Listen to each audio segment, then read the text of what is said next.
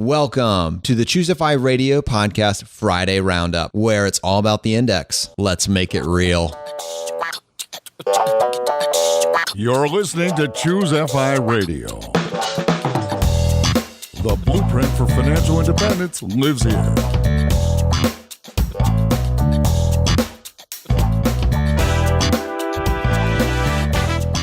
If you're looking to unlock the secrets to financial independence and early retirement, you're in the right place. Stay tuned and join a community of like-minded people who are getting off the hamster wheel and taking control of their lives in the pursuit of financial independence. Choose FI, your home for financial independence online.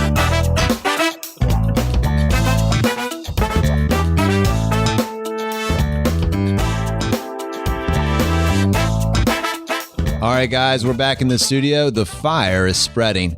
Brad's here with me today, and we're going to be going over this last week's episode with Jim Collins from jlcollinsnh.com. And Jim is the originator of the stock series. This particular blog series literally transformed the way that I think about investing and the way that Brad thinks about investing. Basically, it transformed the way that everybody in the FI community thinks about investing. It is one of the pinnacle articles that everybody looks to. It's one of the most influential articles that I've ever read. It completely crystallized index investing for me. And it was a treat, a true treat to be able to go through it with Jim on an hour and a half long podcast and just get to walk through it one step at a time for you guys. What a storyteller. So I am unbelievably excited about how this last week's episode went. I'm unbelievably excited to be able to share it with you guys and now to get a chance to talk about it even more with Brad. How you doing today, Brad? Hey, I'm doing great, Jonathan. Anything going on in your life? You know, maybe one or two little things. My wife, we had the baby on Sunday. Really. Congrats, man. Yeah, we're actually,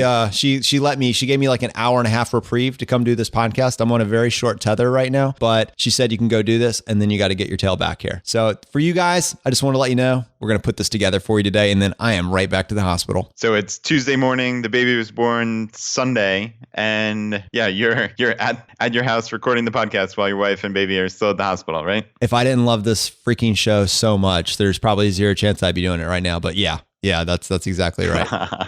That's awesome. That's really awesome. All right. Well, congrats again, obviously. And this now second generation fire becomes a little more real for you, right? The fire is spreading, brother. The fire is spreading. I love your little taglines. It's so great. Those are my two favorites. Write that down. Write that down.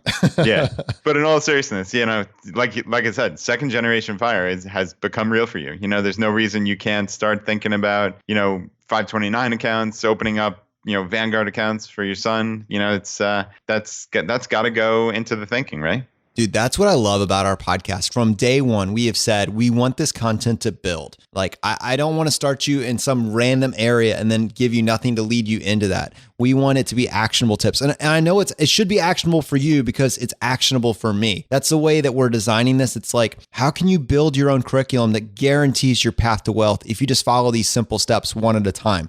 That's what we're all about. And so, yeah, I'm going to be taking these and I'm going to be sharing them with you guys. And of course, I'm going to share them with my son and I'm going to try to game it for him. So it's just this fun thing that we do together. And I'm steering him into this fast lane for success. And how cool would it be if by the time he got to 20, he doesn't need whatever you leave behind. So this argument about whether or not you are going to leave this inheritance or not leave him, is that going to ruin the child? What if just by you living this mindset out, living this philosophy out, building this framework in front of him and giving him the tools and teaching him the rules from such an early age, what if that is just completely irrelevant by the time that he's 20 because he's already got a path that he's chosen.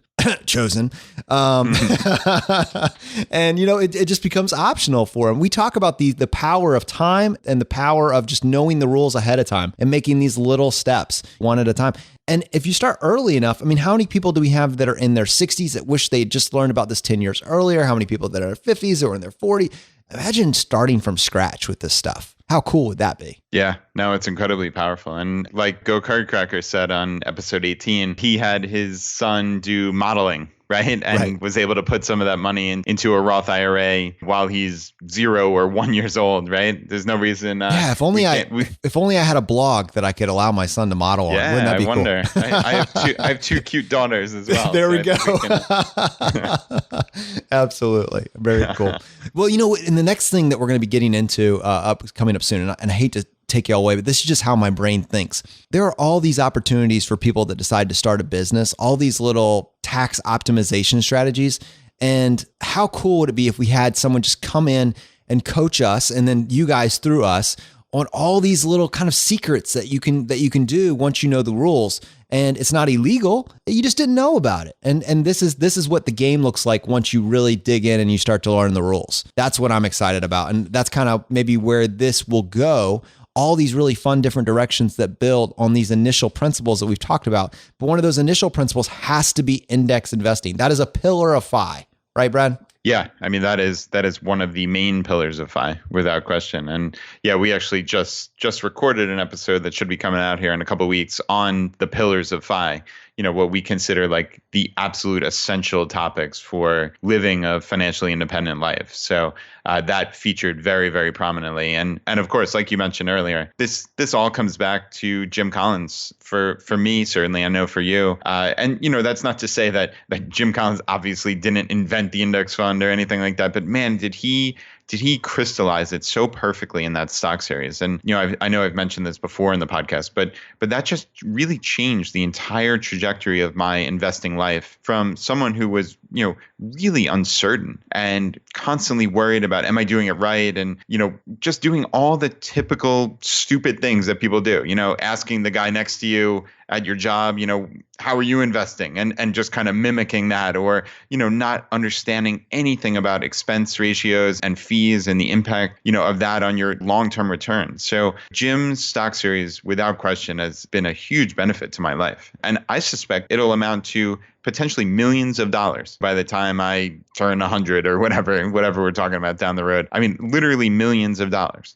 And that is as powerful as it can be. So what we always try to do is just take a few minutes to go through the episode and really pick up on the high notes from that. And I know, Brad, that you always make a concerted effort to actually, when you're writing your show notes, to not just write the show notes, but also just take a few minutes and make a few notes about the things that really hit you hard, hit you where you live. Do you want to maybe talk about a few of those right now? Yeah, sure. No, that sounds good. And yeah, a lot of it focuses on Jim's philosophy. And, you know, basically he said something to the effect of, you know, there are certain gurus out there who have these magic formulas and claim that we should follow them. And, you know, as he said, quote, there are no such people. They just don't exist. Right. And it's one of these kind of truths to life. Like, there, in my estimation, are very few, if any, people on earth that can outperform the market when you factor in fees over a long-term period of time. And, you know, the likelihood that you or I or any person in the audience is just going to, by sheer chance, happen upon these people is so incredibly slim that, you know, if you're just talking from a betting perspective, you know, it's a terrible bet, right? I mean, it's a 1 in 1,000, a 1 in 10,000, maybe even worse than that bet. And that's just not something I'm willing to take, right? Like, if you can, it's one of those odd paradoxical things in life where, you know, if you just go the simpleton route, right? Like the no-brainer route of investing in the market, you are going to outperform the people who think they're brilliant, who think they're gurus and that they've figured out some secret. It's just so incredibly unlikely that that person exists, period, or that B, you're going to find them. So don't even bother. Just follow the index. Follow the lowest fee fund you can possibly find, and just be very confident that that's going to work out for you over the long term. Yeah, you're essentially, your pride, you know, that you can beat the system gets in the way of your overall success. So some great life lessons there as well. You know, if you're just humble enough to say, I can't do this, you know, I just cannot do enough research to do this. Conversely, if you don't care about any of that and it's just a time perspective, the lazy man wins. If they're following this general advice, just put it in there and forget about it. And you're going to wake up very, very wealthy. One of the things that really struck me was just all the noise on TV. And he talks about, you know, what we're talking about with index investing, that's the beer. But everything that you see on TV, all the chaos, all the advice that seems counterintuitive. And in fact, they say one thing the next day and then they say the exact opposite thing the very next day. All of that is just foam. It's noise. But what we're talking about is just index investing. That's the beer. And you're just cruising down this simple path to wealth. And you can just put it in there and then you can forget about it. And we're going to go through his series. He has 30 articles now. And I haven't exactly figured out how many episodes that is going to be. With Jim, it's hard to say because he's a consummate storyteller. He is the ultimate travel guide. And frankly, I don't want to cut him short. I want to hear the story that he wants to tell, and I want to see where it goes. I love listening to Jim talk about index investing. It was pure joy for me to be able to sit there and just listen to him talk about it. Yeah, agreed. I mean, Laura and I were just sitting there last night listening to the episode and just smiling, honestly. Like you could just almost like you could hear the enthusiasm in Jim's voice and just knowing that he's going to go off and spin this tale on whatever it is. And at the heart of it, I mean, this is pretty boring stuff. I mean, not for people like us, obviously, but in general. But, we're sitting there just enthralled by the story that Jim's telling. And yeah, I mean, if Jim's willing to come back as many times as he said he was, this is going to be a fantastic series over the next year or two even. I mean, who knows how long it's going to take us to tell this. But like Jonathan said, we're going to do the best job we can. And just wanted to kind of mention a couple other things. I thought it was funny how he said he quoted that Fidelity study of the classes of investors who did the best. And the two best were dead people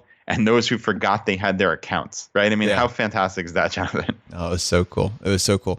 And then the other thing that he said that crystallized a concept for me, because, we always talk about, are we in a bubble right now? Do we need to be concerned about that? And there were two things he said that were really powerful to me. One is, if you're young enough, the best thing that could happen would be for you to invest now and then the bubble to crash. And then you have 40 years or 20 years or 30 years to invest through the bubble, right? But the other thing that was super powerful for me was this idea of, one company fades away, but other companies, replace that new blood. And so for that one single company, yes, you could lose, the downside is you could lose 100%, and that sounds bad. But the upshot is with the new companies that fill that in, they can gain 100%, 200%, 10,000%. There's no upper limit on, how much profit those companies can make. And so there's infinitely more upside than there is downside to index investing. And that crystallized a concept for me because you're trying to pick winners and losers when you do day trading and all these other things. And that is so risky. That is so risky. But with index investing, the math works for you. And it's that upshot that makes this so powerful. Yeah. And I never contemplated that thought. Honestly, that the index is self-cleansing in that regard, as Jim said. And like you said, it can only lose 100%, but the upside for the real winners is incalculable, really. I mean, there's no end to it, obviously. And I think this really ties into what you were just saying with, the people who are essentially gambling, right? The day traders. Those people aren't investing. That's just a simple gamble on, is this piece of paper or is this, bid on the computer going to go up in a few minutes or a day or whatever it is? And if so, can I sell it really quickly and make a couple bucks? That is not what we're doing here. We're investing, as we talked about on the podcast, we're investing in thousands of American companies and tens of millions of American workers who are all working their tails off to essentially make us richer, right? How cool is that when you actually think about it, that you are, albeit a very tiny owner, but an owner in 3,000 plus American companies when you buy VTSAX. Like that is just such a crucial concept. And this touches on one other little thing that he mentioned, which was, he talked about the stock picking contest in schools. And that just hit home for me because even though it's such a minor thing, we are teaching the kids the exact wrong things. It's looking for stocks that are going to go up in the next 2 to 3 months while they're doing this stock picking contest. And as Jim said, it's worse than not teaching them anything. Wow. And what's funny is I don't know how I remember this. I have like a terrible memory when it comes to like my own life. But for some reason, I remember doing a stock picking contest in the 5th grade. And the one stock that stuck out to me, even all these years later, even though I knew nothing about it, was the stock ticker BRKHA. And it was actually Berkshire Hathaway, Warren Buffett's company. And at that time, the only reason that I knew about it was because it was the only stock that went up in like the hundreds of dollars per day because, it's worth tens of thousands of dollars and now hundreds of thousands. But it's funny that literally the one stock that I remember from the time when I was, 10 years old is the one individual stock essentially that I own today because I believe so strongly. Isn't that amazing? That's awesome. Awesome. I just thought that was a funny little story. But Jim's thought of like the market always goes up. And he kind of alluded to that being a very controversial topic. And I think it's only controversial in the sense that people aren't thinking on the scale that he's thinking. he's thinking on the scale of look at that stock chart for the S&P 500 or the Dow or whatever over 50 or 100 years. And it is essentially, a straight line up. Like it does always go up. And there are blips, obviously there are crashes. And as Jim said, there are always going to be market crashes over a 50-year period. There are always going to be corrections. There are always going to be bear markets. We have to deal with that. But as he said, quote, you lose money by trying to dance in and out of the market, by trying to predict when those drops were going to happen. And nobody can do it. Warren Buffett can't do it. I can't do it. The people on TV can't do it. And he was even more strongly phrased than that. He was saying, look at that chart. Just look at it. How do you lose money when a chart just goes straight up like that? How is it even possible? And, like you said, the explanation was you're dancing in and out. Yeah, no doubt about it. And yeah, that's really important. It's stay the course. And it's not easy. As Jim set up that scenario, right? Like, what was it? March of 2009, the market had already dropped by 50%. Every smart person he knew was saying the market was going to go down another 2/3. And what would you do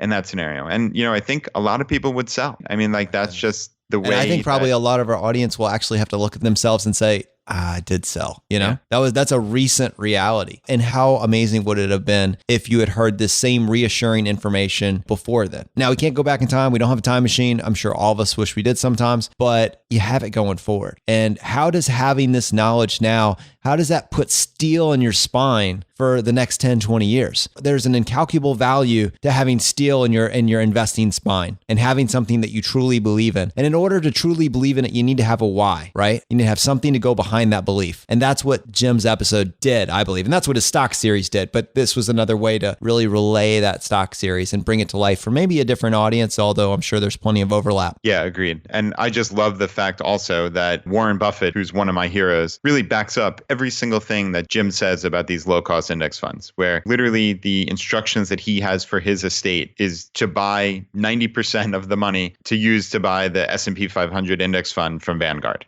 Well, and you know what? He's almost coming behind Jim and saying this. Jim's been saying this for 5 years. Warren is more and more over the last 2 years he's been pushing this thing. It's almost like he believes it more and more each additional sequential year. So that's kind of cool as well. One other thing that I thought was really interesting is when Jim took a second just to pick on the Dow Jones. And he basically said, look, guys, the Dow Jones is not the market. It is just a single index that tracks 30 companies. And the crazy thing about it is nothing that is in there now was in there when it started. It's completely switched over. So if you were trying to do this yourself or pick these individual winners and losers, you can't. The safest bets in the 50s, they're all gone. They've been replaced by big corporations like Facebook and Google and other lookalikes. Times are constantly changing. And it doesn't matter how safe a particular company seems right now, you will not be able to pick it. You can't. You can't with any reliability. Things are far beyond your control. And the great thing is with the advice that Jim is giving you and that we're trying to persuade you on as well, you don't have to. So I hope you get peace from that. Yeah, I know. I sure do. So hopefully everyone out there in the audience is taking this in, and that might be an episode to listen to again. So as we said, it's at choosefi.com/019. And I know I've read his book more than once. I know I've read his stock series more than once. I mean, absolutely. You don't get everything in one sitting. That's something you need to believe that in your core, because the more you believe it, the wealthier you will be 20 or 30 years from now. And guys, on the topic of the Simple Path to Wealth, Jim's book, we really want to give away as many copies of this book as possible. And like we mentioned on the Monday podcast, we are doing a thing where if you leave a review on iTunes or Stitcher, just take a quick screenshot or a quick picture and send it to us at feedback@choosefi.com. And for every 10 reviews that we receive, we're going to take those 10 names, put them in a hat, pick it out, and they win a copy of The Simple Path to Wealth. So, I mean, in a perfect world scenario, we give away as many of these as humanly possible. So, it's helping us with reviews, and we want to help you get this book in your hands. So, again, if please send us iTunes reviews. That would be phenomenal. And right now, just so you guys know, we had 4 that came through yesterday.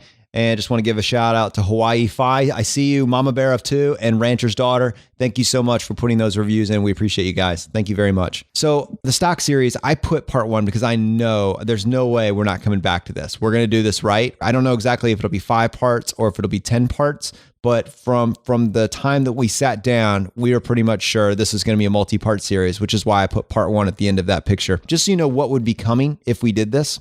We'd be going over your tax advantage buckets. So the 401k, the 403b, the TSP, the IRA, and the Roth buckets, whether or not to use your company's 401k, international funds and bonds, and also portfolios, exactly how to build that portfolio and wealth allocation model. So a bunch of really cool stuff, just digging deep into all of his content and just having a fun conversation about it. So kind of tied into the Jim Collins episode, I actually saw an article on the New York Times this past weekend and sent it over to Jonathan via text, just saying like, wow. And it was entitled, Vanguard is growing faster than everybody else combined. And this is the one paragraph I want to read is, in the last 3 calendar years, investors sank $823 billion into Vanguard funds. The scale of that inflow becomes clear when it is compared with the rest of the mutual fund industry. More than 4,000 firms in total. All of them combined took in just a net of $97 billion during that period, compared to Vanguard's 823. Vanguard, in other words, scooped up about 8.5 times as much money as all of its 4,000 competitors combined. Wow. And that is just astounding, right? Well, you know what's probably happening as well? I bet you like these hedge fund brokers, like they may be taking everybody else's money and making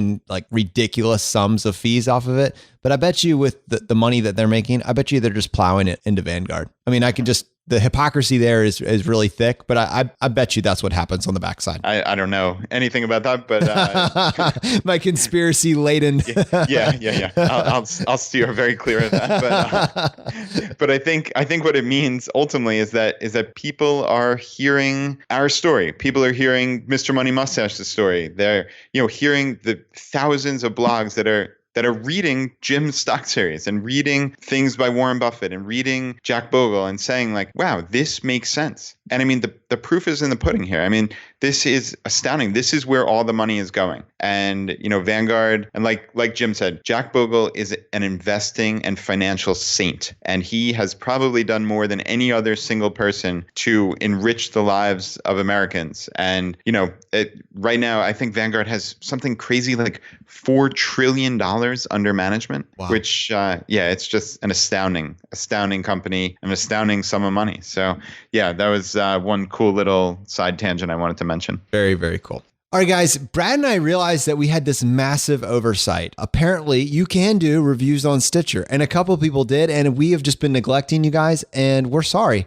Frankly, I didn't even know you could do reviews on Stitcher. I tried to figure it out back in the day, and I couldn't do it myself, but I saw 2 of them on there, and these are a little bit delayed, but I just wanted to give a shout out to you guys because we really do appreciate you guys taking the time to leave a Stitcher review. It's awesome. It was a really cool surprise to see that. So Title House says, my husband and I are 28 and are loving the show. We had already toyed around with the idea of early retirement, but hadn't honestly considered it a reality until listening to Choose FI. We find these guys easy to listen to and certainly helpful in the way they package the material. We've applied at least one action step from each episode. So if you're serious about moving forward with a FIRE plan, check these guys out. And that was very cool. And then also Derek said, Brad and Jonathan, I want to start with saying thank you guys for all of your work on this show. The content has been excellent and I look forward to the episodes each week. The material is very accessible and applicable. I've been trying to share the 5 movement to friends and family, and this podcast has been instrumental in that process. Keep up the great work, guys. You're knocking it out of the park. Yeah, that's really cool. And as Derek mentioned about sharing it with friends and family, I have to say this is the first time that I've really felt so strongly about like an online project that I've done that I personally am sharing it with family and friends. And I'm not like embarrassed about it, which I know sounds silly, but like I'm not like a self-promoter by nature by any means. But I just feel like this information is so valuable and useful for people that like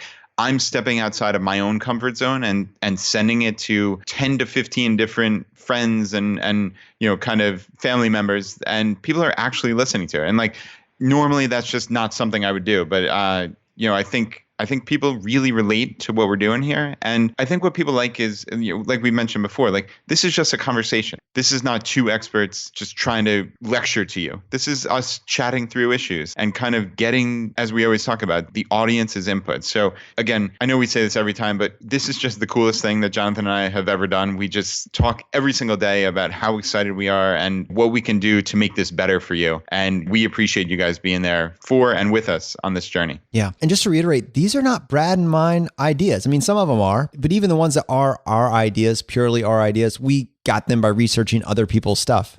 And those people got it by researching other people's stuff. All this is, though, this is a new framework. This is by the fire community for the fire community. So our guests are not pure guests. They are co-hosts. This is a place that we've built for people that have figured out these ideas to bring it to a new audience and really show them how they can use it in their specific life in a way that tells a story and that you can go ahead and take action with it. And so this was a feedback that we got in email, and I think it encapsulates that idea perfectly. And this is from Steve and Amy, and he says, "Hi, Jonathan and Brad. We are writing to say what a huge impact your podcasts and articles have had on our financial future. We are 42 and 46. We've always saved. We have no debt, and we own our current home. However, we had no idea how much we had to learn about FI. Since listening to our first podcast, the interview with Mrs. Frugalwoods, which by the way is competing with our Dave Ramsey episode for most downloaded episode. And yeah, that Frugalwoods episode was awesome. But they said, since listening to that first podcast, we have done the following. They moved their Roths and their taxable accounts from a high cost investment firm to Vanguard VTSAX.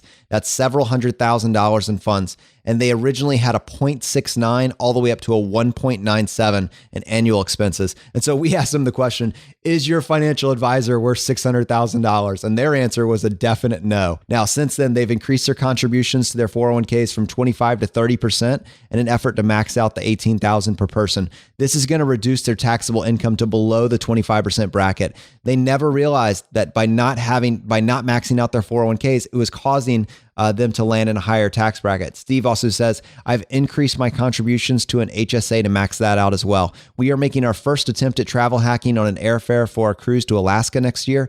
Your podcast and articles are a fantastic resource for those of us who want to live like no other, as Dave Ramsey says. He taught us the basics of saving. Now you're teaching us how to keep all the money we have saved. We hope to both be retired in the next few years, and we feel your podcasts and articles will help us get there much faster. We're just settling in to listen to your new interview with Jim and really looking forward to it. Even after reading The Simple Path to Wealth, it was actually your blog that changed our financial future. Thanks for all the great info, Steve and Amy."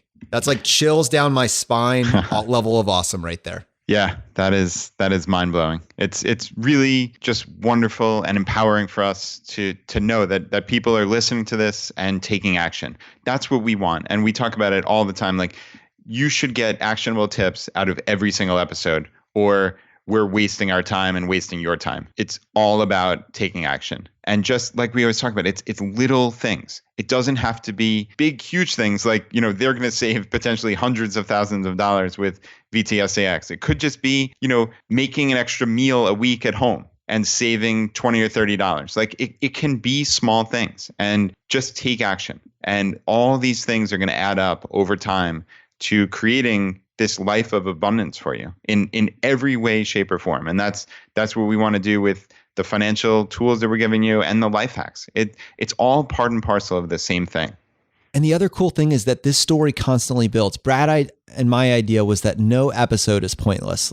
You literally should start with episode 1 and then listen to every single one up through now. You will not regret it, because each episode has unique content that's being presented, and it always builds. We relay the content to you as we get it. And so we start with this baseline. We get a guest on that has this idea that they have essentially packaged in a way that it should crystallize it for you. They can talk about it, describe it, and describe how to implement it in your life. And then you should be able to go do something with that.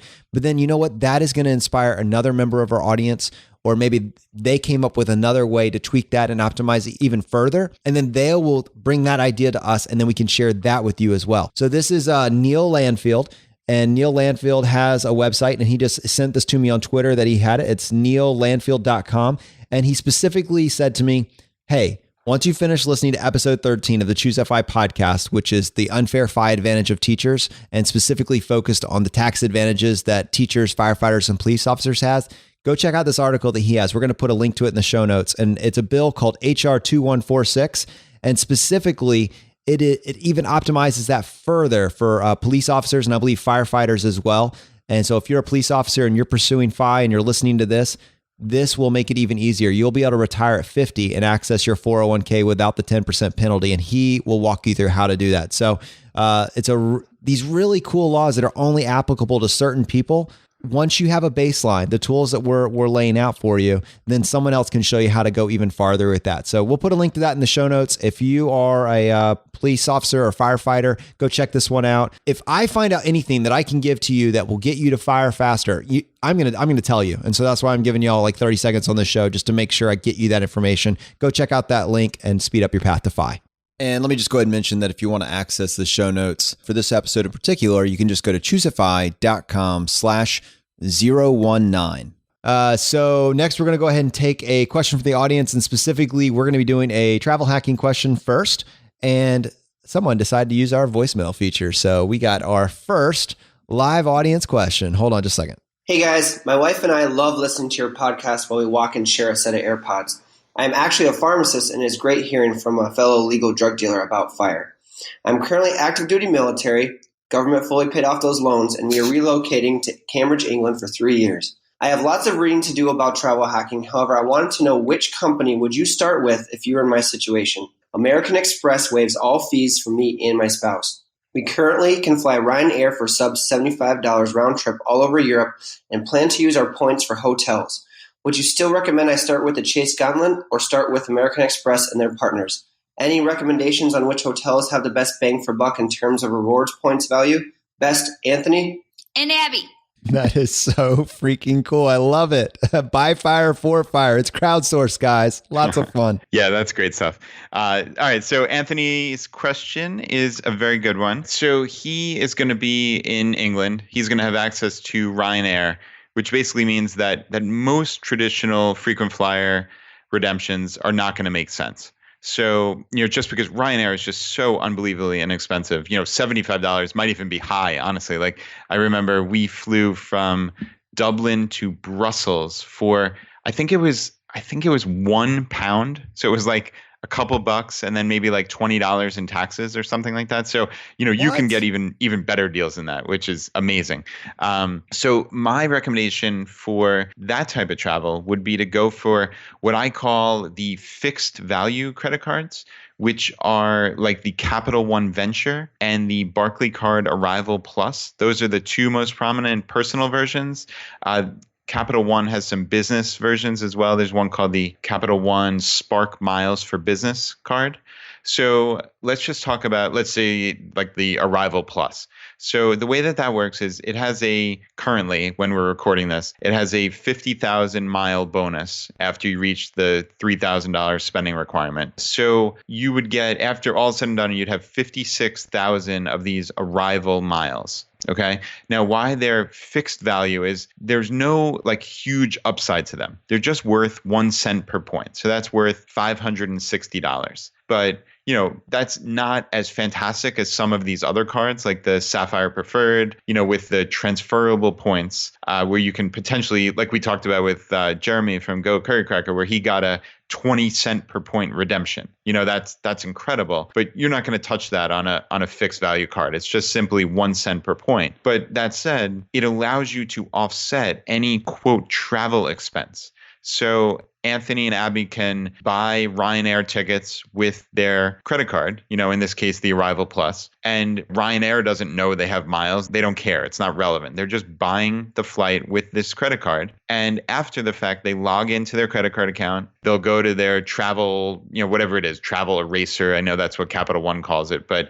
essentially, you go to the area where you redeem your miles. You'll see that travel expense and you just literally wipe it out with your miles. And that expense then ceases to exist on your credit card balance. So for Ryanair, if you're getting $50 flights, well, you can get 11 of them for a $560 bonus from one credit card. So that is a really powerful way to go about saving just on travel where you can't use traditional frequent flyer miles, I would say. Another strategy, just by sheer virtue of where they're going to be near London, is using British Airways Avios points. We've talked about British Airways points previously, where their award chart is based on distance. And the way that works, so Europe, while there are a lot of, this is going to sound silly and elementary, but there are a lot of countries in Europe, but it's not that vast of a geography. So if you can get flights that are one way in distance, that are 650 miles in distance or less, each of those one-way flights only costs 4,500 Avios points. Wow. And which is incredible. So for one British Airways credit card bonus, which you could get a 50,000 mile bonus, or one Chase Sapphire Preferred card that has 50,000 Ultimate Rewards points, well, those transfer to British Airways. So you can get 11 of those one-way flights, albeit on British Airways, using those Avios points. And so that's something. And just to put that in perspective, I just remember when I used the Ultimate Portal to redeem some points, basically a rental car was 4,000 Ultimate Rewards points or 7,000 Ultimate Rewards points a day. So you're getting a flight for the price of a rental car for the day. That's incredible. Yeah, it's very valuable, especially when you live near a huge British Airways hub. So that's something to consider for sure. Anthony said that he is active duty military, and Amex, they do waive the annual fees on all of their credit cards for active duty military. So the best option, in my estimation, would be then to go for high annual fee cards like the American Express Platinum, which is a phenomenal card. The bonus, again, at publication of this in the end of April, the bonus is 60,000 of the American Express membership rewards points, which also do transfer to British Airways, albeit not at a 1-to-1. I think it's 5-to-4. So it's 80% essentially of 1 point, if you will. So not a terrible transfer ratio. But the cool thing about the Amex Platinum card is there are add-on bonuses. I think now they just changed the offer. I think you get $200 in annual Uber credits. So that would be completely free for Anthony, which is nice. They also have some annual reimbursement on airline incidentals. So that could be valuable for checking bags or buying flights. I'm not 100% sure just by memory on all the specifics if it includes checked baggage, but definitely includes like in-flight beverages and things like that. So that's just free money really, and a very nice thing that Amex does for active duty military. So, that's kind of enough said on the flights. But as far as hotels go, we talked in depth about this last week, and I went into great detail about my favorite hotels, which are Hyatt hotels and Starwood. And, I'm not going to take another 10 minutes and talk through it now. But I did want to give Anthony and the audience one other little tip. There's a website called awardmapper.com that allows you to see all the hotels that exist in a particular location for a bunch of different chains, Starwood, Marriott, IHG, Hyatt, Hilton, Club Carlson. So essentially the whole list of reward hotels are available here. So, if they're going to Prague, you can just type in Prague and literally check off, I have Hyatt points, I have Starwood points, and you can see what's available. So that's a really valuable website, certainly, to check for hotel options. And they tell you how many points it costs per night and all that stuff. So I would tell Anthony to check that out for sure. And then check out last week's podcast. I would try to maximize Starwood points, which you can get through the Amex Starwood card, and Hyatt points, which you can earn most easily through Chase Sapphire Preferred and the other Chase Ultimate Rewards cards. So yeah, I think that pretty much answers Anthony's question. And also one other little tool, you mentioned Award Mapper, but also we use Award Wallet to track a lot of our reward points, because you're going to end up with 6 or 7, potentially, especially once you move outside the Chase Gauntlet, you could end up with other reward programs. And it's very convenient to be able to track all your points, their expiry date, all your logins in one particular place. So we do use Award Wallet and we use Award Mapper for those two specific different reasons. And someone had asked me how we track our points going down long-term. And so that's the answer to that one. We use Award Wallet, and we'll have a link to both those in the show notes if y'all want to check those two particular tools out. And if you have any other tools or you have any other particular sweet spot redemptions that you've put in, we love your ideas. Please send those to feedback@choosefi.com. If you have questions about the show or ideas for future shows, again, feedback@choosefi.com. All right, and we had a question from Alyssa. Alyssa says, I just turned 24. I've been listening to your podcast and love everything you two are teaching. I've been pretty good at putting the principles into place when it comes to frugal living and savings. I've actually always been pretty good at saving, but that's pretty much where my path to FI ends. So right now I work for a nonprofit that doesn't have any kind of 401k or anything close to matching. So I've started looking at retirement accounts, but I feel so lost. There are so many options out there, from IRAs, Roth IRAs, index funds, stocks, bonds, and the list goes on. So my question is, how do I go about choosing a retirement account? Better yet, how do I begin to choose step one? What are the most important things other than fees to compare? Are certain accounts better than others when considering the road to FI? ends well before the normal retirement age, does it ever make sense to do a traditional IRA? I'm saving money, but beyond that, I have no idea what I'm doing. Can you please provide some advice to the younger listeners who may not already have retirement accounts or spare $10,000 to put into VTSAX for that matter? Thanks, and please keep up the great work educating all of us. Best, Alyssa. Yeah, that is a very powerful question. And, I certainly apologize if we haven't touched on this at all in the past, but, questions like this are extremely helpful for us to help, really hone in the message for our entire audience. So, please, Alyssa, know that we certainly were not intending to exclude the younger members of the audience. So this is extraordinarily helpful. There is a lot to talk about here. I guess the very first thing that I would say is when Alyssa said there's so many options out there from IRAs, Roth IRAs, index funds, stocks, bonds, et cetera.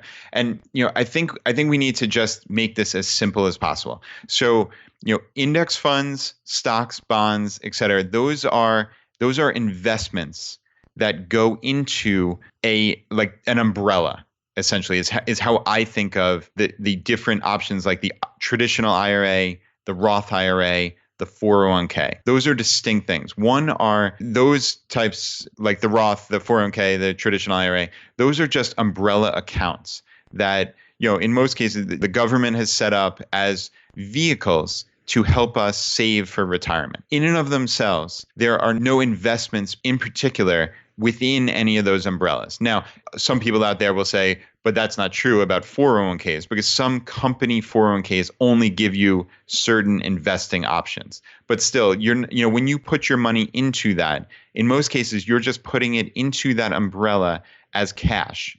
And then you are investing from there. So let's, we'll just talk about like what I would recommend it in general for people, as Alyssa said, for people considering the road to FI and not normal retirement age or normal advice for the general public. Kind of like how the mad scientist really got on, as he mentioned in episode 17, how he started on his path to researching all these tax optimization hacks, is realizing that we are a different animal. So this is not just the standard advice you hear is put your money in a Roth IRA.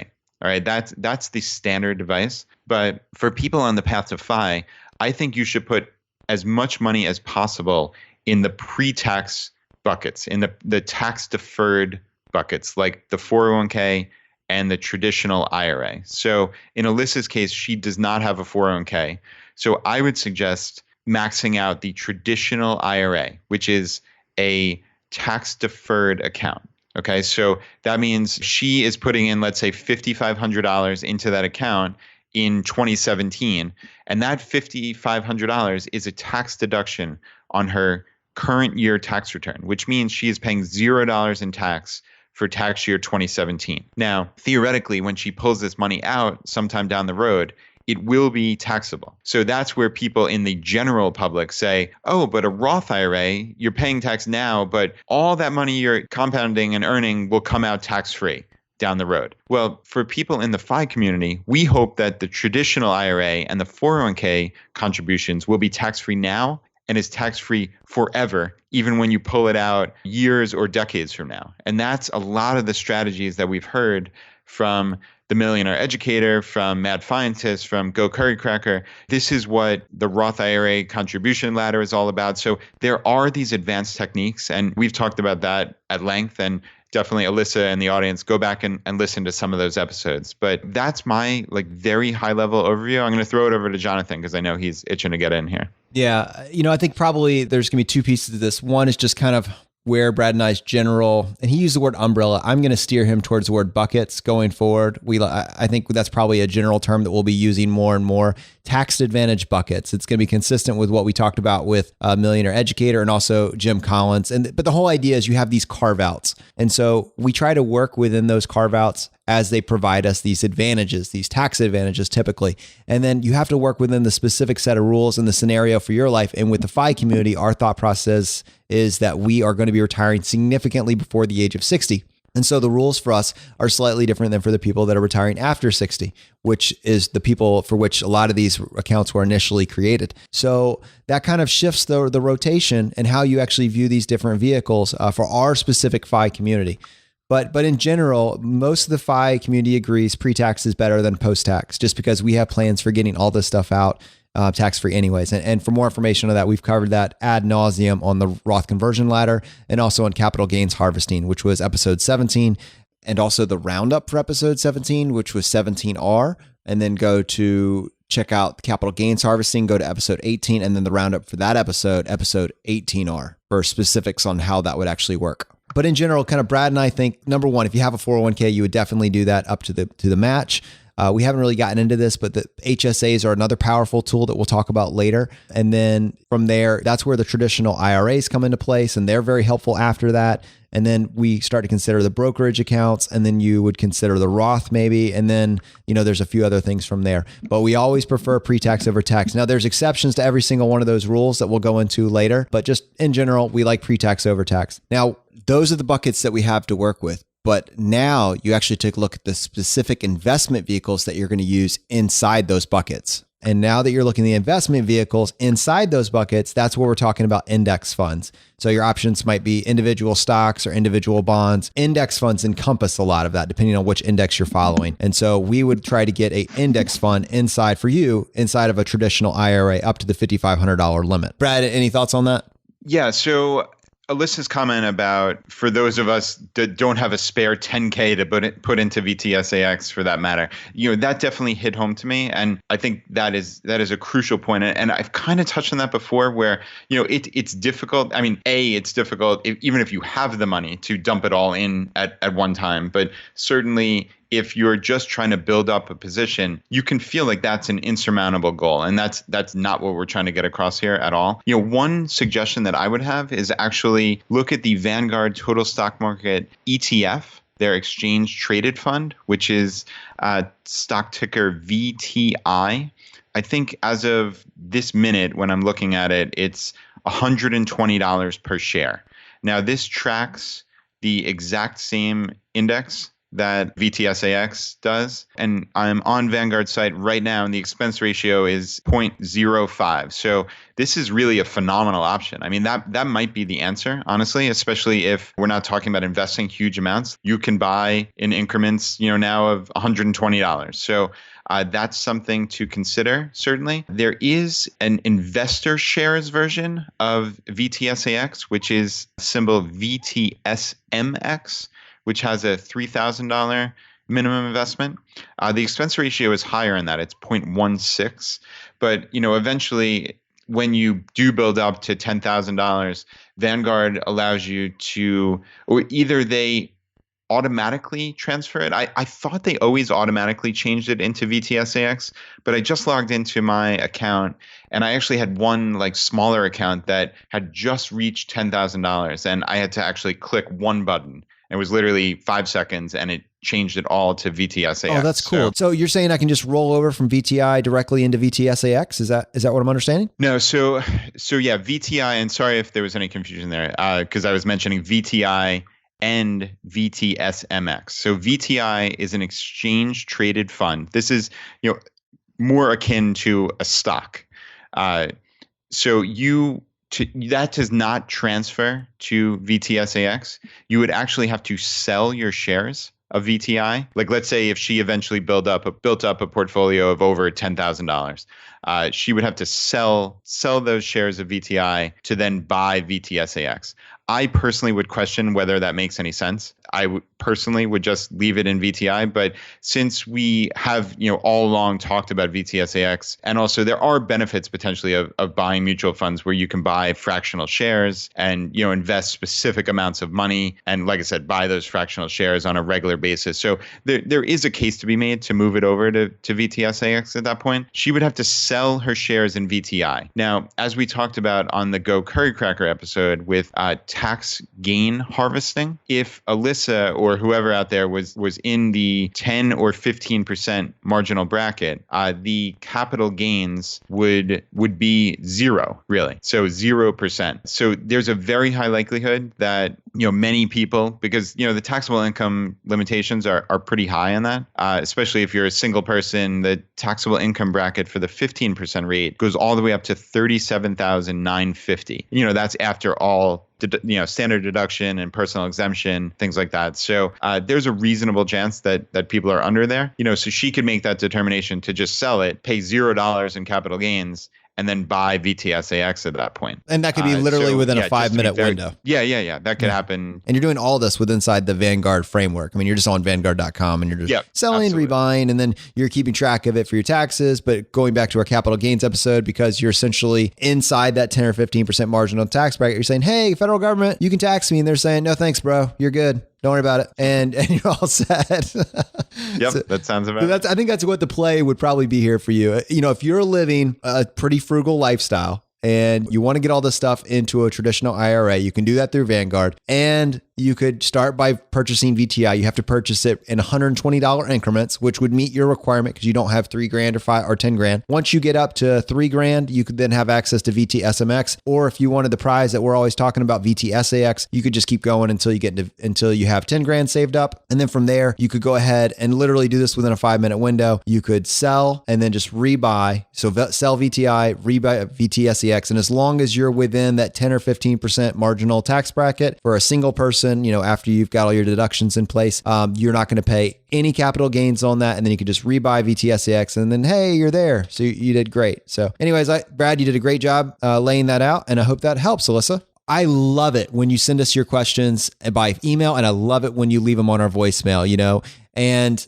definitely keep using that feature. This is for you. This is by the FIRE community, for the FIRE community, crowdsourcing personal finance. If you want to get on our email list, please go ahead and just text ChooseFI. And I need to let you know that is one word. Text ChooseFI to 44222. Just text ChooseFI to 44222. For every single iTunes written review that we get over the next 2 weeks, we're entering you in a drawing to win a free copy of Jim Collins' A Simple Path to Wealth. We want to get that to you. You're helping us out and we're helping you out, hopefully. And just thank you for being a part of this. Thank you for your engagement. Thank you just for absolutely everything you're doing for us, for talking to your neighbors about it. We hope that we're making it easier to spread this idea of FI and that we're bringing you the best content from the internet and we're turning it into a conversation. That is 100% what we're about. And that's why we check in every single day to work on this for you guys. So thank you so much. And we'll see you next time as we continue to go down the road less traveled.